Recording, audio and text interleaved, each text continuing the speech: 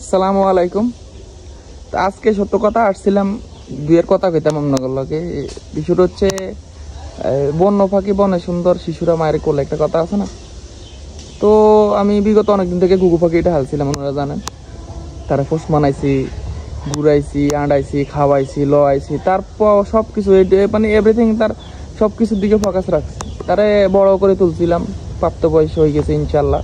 তা আমি তো মনে করছি যাক পোষ মানে গেছে, ছাই দিতাম, সকালবেলা যাইতো, দুপুরবেলা আইতো, আবার দুপুরবেলা যাইতো, রাইত আইতো, মানে তার এইসব চংবং আমি দেখি কয়েক রকম ভিডিও বানালাইছিলাম। আপনারা অনেকে দেখছেন ভিডিওগুলা, যে একটা ঘুঘু পাখি আমি পোষ মানাইছি, নিজের মুখে বলছিলাম। কিন্তু দেখা গেছে কি, গত পরশুগা আমি একটা ভিডিও ছাড়ছিলাম।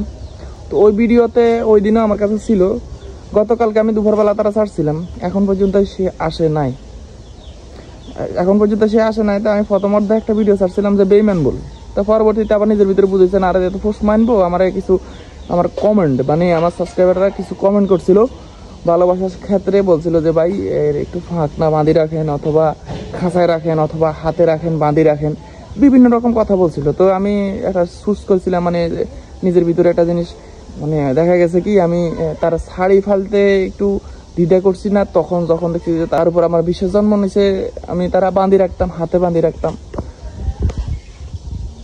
তো ওনারা বলার পরে আমি সত্য কথা যেটা বাঁধি রাখছিলাম আর কি, পায়ে একটা রশি বাঁধি রাখছিলাম, দেখতেছেন, পায়ে রশি বাঁধি হাতে রাখতাম। তো এরকম করে খাওয়াইতে খাওয়াইতে একটা সময় দেখা গেছে কি তার উপরে আমার একটা বিশ্বাস জমে গেছে, মানে অন্ধ বিশ্বাস আর কি, যে ও আর যাইব না, ফোস মানে গেছে, বিভিন্ন রকম জিনিস আমি ভাবি গেলাইছিলাম, কথা বুঝছেন নি। কিন্তু দেখা গেছে কি আসলে বন্য পাখি তো রাখা সম্ভব। তো গতকালকে দুপুরবেলা গেছিল, সকালবেলা গেছিল, এখন পর্যন্ত তার কোনো দোয়া ছোয়া নাই, আসার কোনো নাম নাই, এখন পর্যন্ত সে আসে না বাড়িতে। তো ওই ভিডিওতে বলছিলাম যে তার যদি কোনো সহপাঠী হয়তো বা দেখা দেয়, বন্ধুত্ব হয়, সম্পর্ক হয়, আর আসতো না। তো তো চলে গেছে, আর কিছু করার নাই।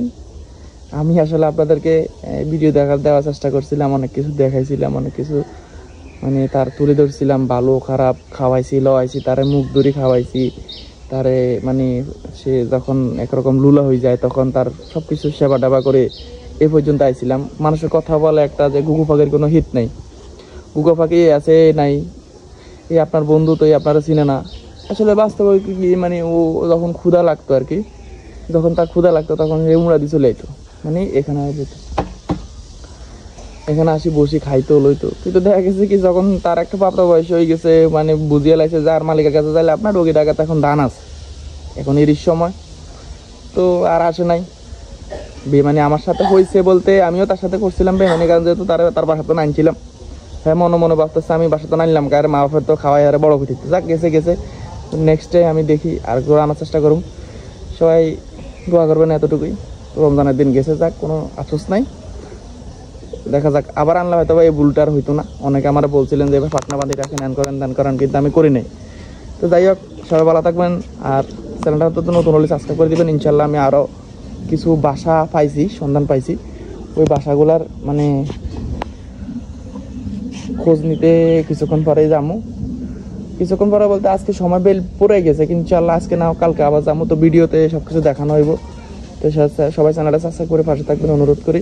সবাই ভালো থাকবেন, সুস্থ থাকবেন। আসসালামু আলাইকুম।